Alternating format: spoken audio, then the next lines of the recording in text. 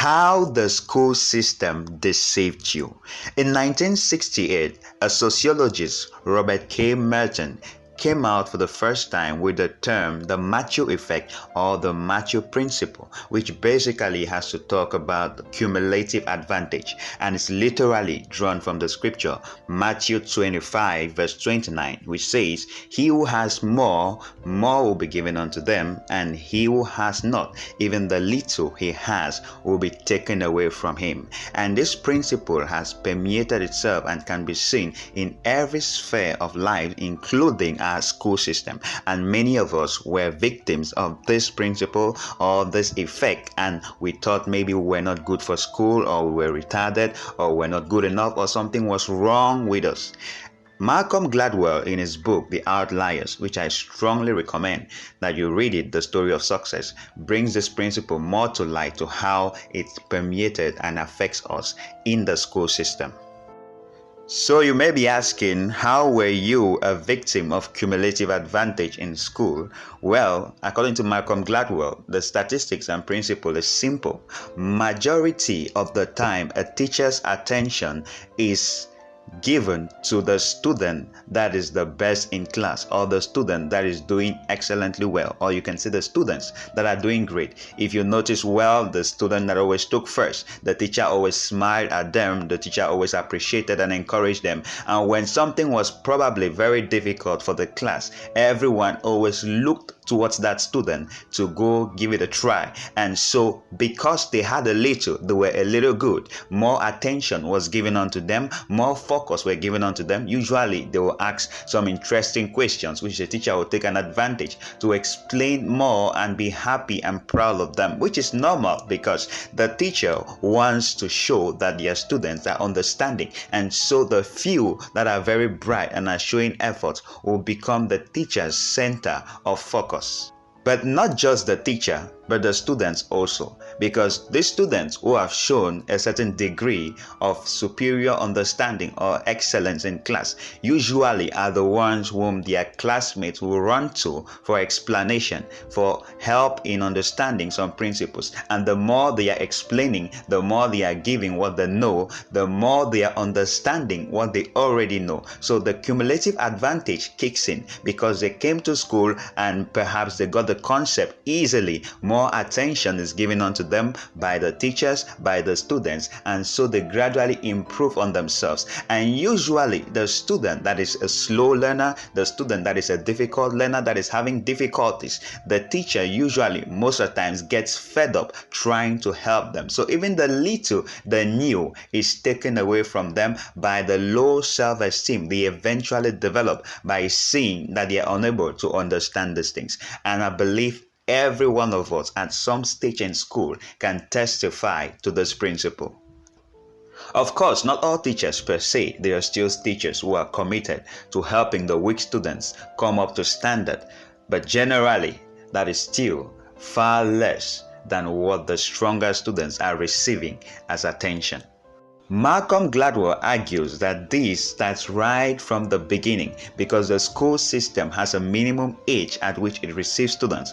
For example, 4 years old. So the students who are already more than 4 years, say 4 years, 5 months at September when they are beginning school, and then they are in the same class with the students who are 3 years, 8 months, or 3 years, 10 months, almost 4, and are in the same class. The main difference between them is age.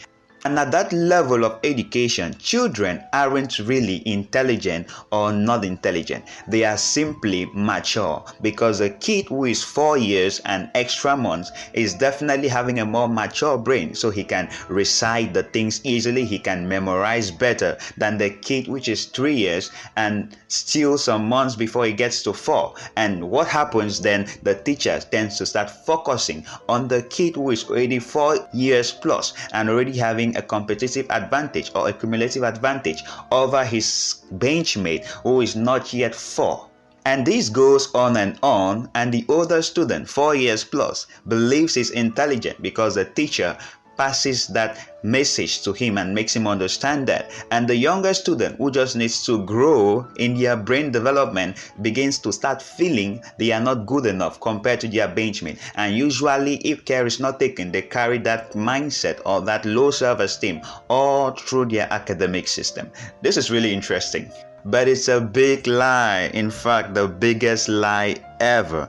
Because the truth is, you are a genius. You are good enough. You are smart. You are intelligent. In fact, when you take into consideration Albert Einstein's quote, he says, everyone is a genius. But if we judge a fish by its ability to climb a tree, then it's going to live its whole life thinking it is stupid. So even if we live from that level of cumulative advantage to the point of the exams, you are unique, I am unique, you are different. Each and every one of us is different. We have our own strengths, our potentials, our purposes. But in school, the school system is not designed to handle all these differences. For good reason, we don't blame the system, but at least it's important that you understand this so that you're not a victim of what it tells you or the report it gives about your potential.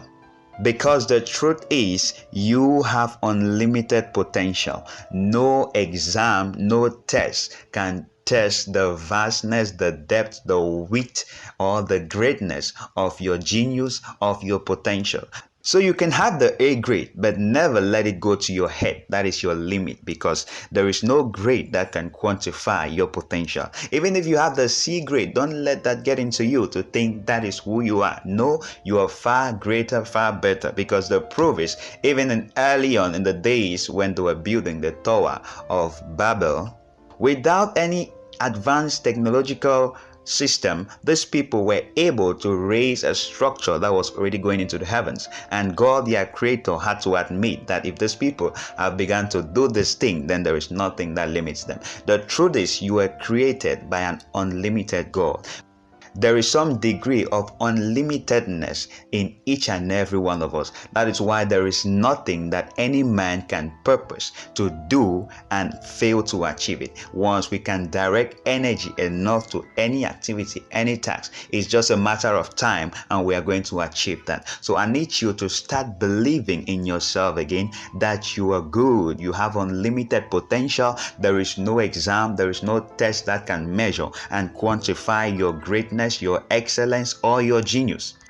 So that is the Matthew principle, or the Matthew effect of cumulative advantage, which got the most of us in school. As a matter of fact, all of us, because even if the school system favored you and you were those few students who got those extra attention from the teachers, you may have begun to think that you're good enough because they say so. But that is not true. You are good enough irrespective of what the school system says. You're not good enough because you had A grades or you had A pluses. You are far better than any grade the school system can give you, because you have unlimited potentials in you.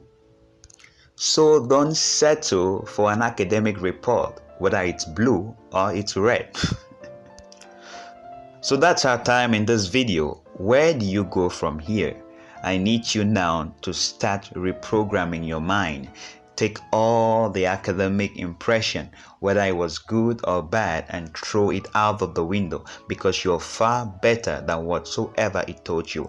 Get out there and start rising to your potential. Take responsibility to shine with unlimitedness as who you really are, because indeed, everyone is a genius at something. You just have to find your genius and shine. Thank you for watching. Please hit the thumbs up button and subscribe and click the notification bell for greater videos coming your way. Please share this with your friends. You know it's going to be a blessing to them. And if you get the chance, check out our Patreon page where you can support our work for exclusive content on a monthly basis. So thank you and see you in my next video.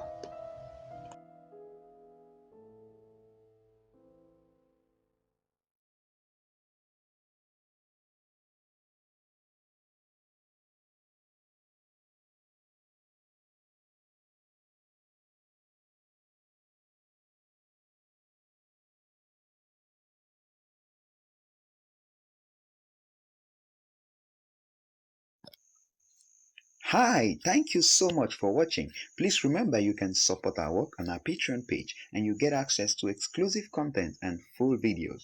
And please hit that subscribe button if you haven't done so and click the notification bell to be the first to receive newer content. Please don't forget to like and share this video with your friends to be a blessing to them.